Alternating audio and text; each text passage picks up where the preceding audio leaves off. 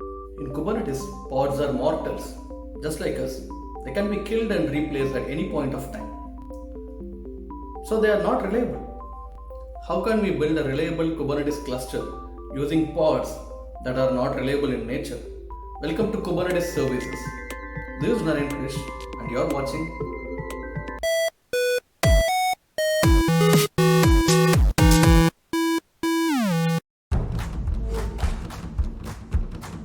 Let's take an analogy. This is a call center. They have two teams, L1 or level 1 and L2 or level 2. L1 are the agents who directly talks with the customers. L2 are the people who are more technical and can help resolve complex issues only if L1 cannot solve this themselves. They will not be contacted by the customers directly. Let's consider this customer is making a call to the call center. She dials using a toll-free number 00800-1234.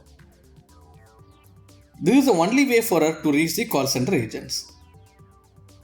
Internal to the call center, telephone with extension 1000 abstracts the L1 team. Also, it determines which L1 agent is available and redirects the call to them. In our case, it is L1 agent number 3. This way, the customer need not worry whether some agents are available or not, or some of them are busy.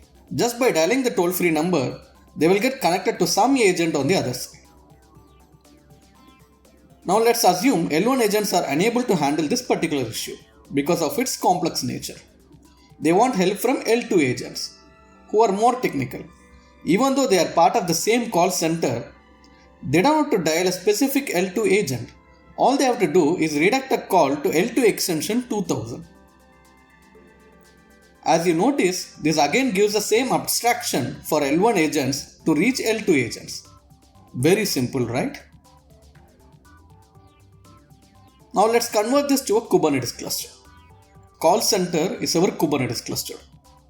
Customer is the external client application trying to access our application that is deployed in Kubernetes. For creating our agents, we will be using Kubernetes deployments that I explained in our previous video. If you have not seen that, I would suggest you to go through it to understand this part better. The link is provided in the description and also you can click the top right corner of this video. Coming back to our example, we will be using separate deployments L1 and L2 to deploy L1 and L2 agent pods. All these telephones or extensions here represent a Kubernetes service, which is the topic of our day. As mentioned before, they provide an abstraction and also load balancing. Kubernetes services can be of different types. Telephones that are accessible within the cluster or call center is of type cluster IP. They get an extension or an IP within the cluster. Any pod within the cluster can access them. Telephones that provide access to outside world maps to either a node port or a load balancer. These are two different types of Kubernetes services. There is also one more special type. For example, for some queries, you will have to redirect the call to completely external call center or an individual expert who resides outside your call center.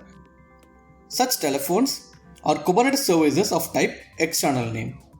In total, we have 4 types of Kubernetes services: cluster IP, node port, load balancers, external name. We will explain these better in our demo. What we will not cover in demo is load balancers and partially external name. These needs a clear understanding of cloud load balancers, so I will cover it in a separate session along with Kubernetes ingress. Let's jump on to demo now.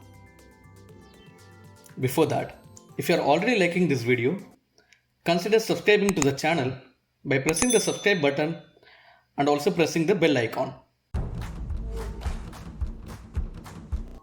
To save us some time, I created a Kine cluster and named it Best Call Center.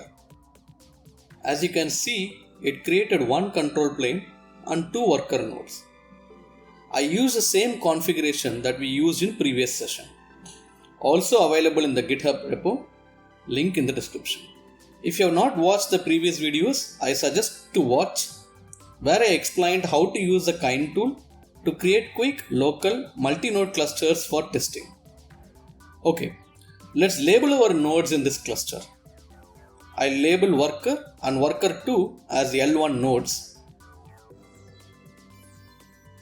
worker 3 as L2 node. This way, when we deploy our L2 and L2 agents, they will get deployed to respective nodes. Let's quickly review our deployment file. I saved this as call center YAML. As you can see, I have mentioned both the deployments in a single file, separated by these 3 dashes. This is an example multi-resource file. In other words, by pushing this single file to Kubernetes cluster, we can create both of these deployments in just one command. If you take a closer look, you can notice this is of kind deployment. Named customer support L1, obviously labeled agent L1. This will be deployed to the node with label room L1.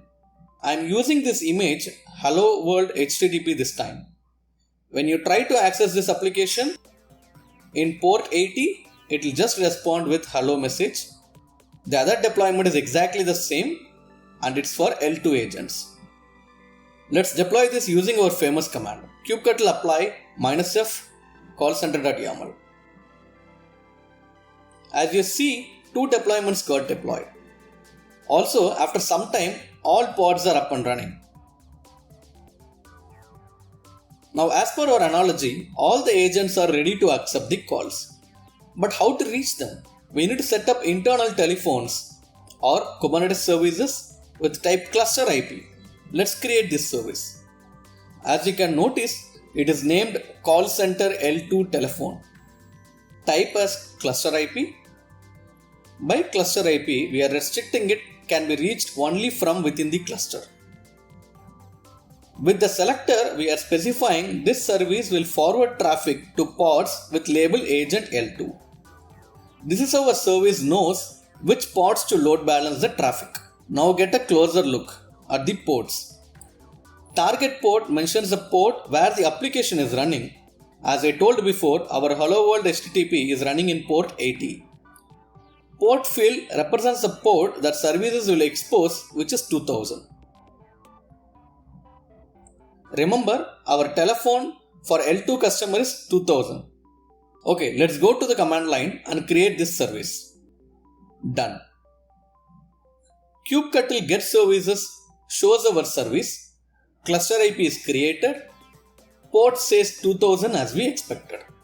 To test this, let's use a simple pod so that we can access our service from within the cluster.